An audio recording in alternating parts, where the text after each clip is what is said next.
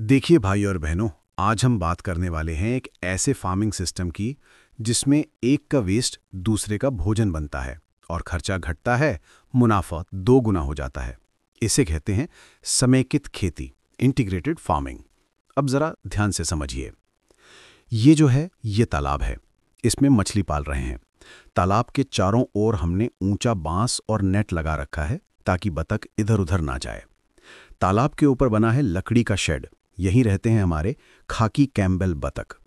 इन बतखों की एक खासियत है कि ये पानी को लगातार हिलाते रहते हैं, जिससे पानी में ऑक्सीजन बनी रहती है और मछली का ग्रोथ बढ़ता है।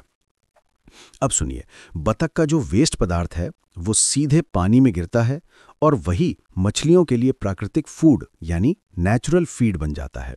मतलब चारा का खर्चा भी आधा हो गया। अब तालाब के पास ही ये देखिए, छोटा सा बकरी शेड बना हुआ है।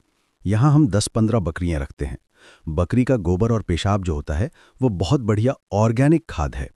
उसी खाद को हम पास के खेतों में डालते हैं जहाँ उगती है भिंडी, लौकी, टमाटर और पत्ता गोभी।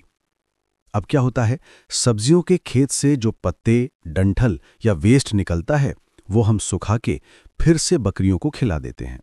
यानी सब्जी का वेस्ट, बकरी का भोजन, बकरी का गोबर, खेत की खाद, सब्जी और फिर चक्र चलता रहता है।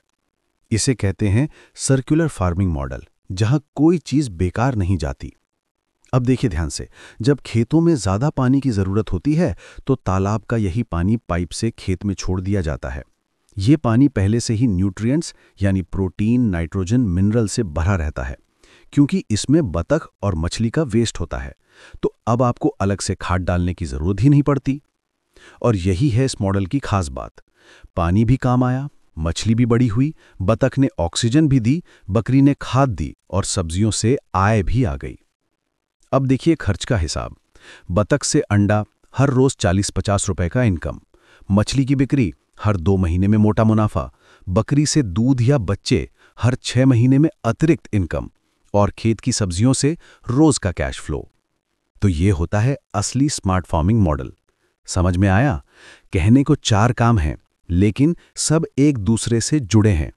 अगर आप चाहें तो इसमें और जोड़ सकते हैं, जैसे मशरूम, शहद यानी बी पालन, या केंचुआ खाद यानी वर्मी कंपोस्ट।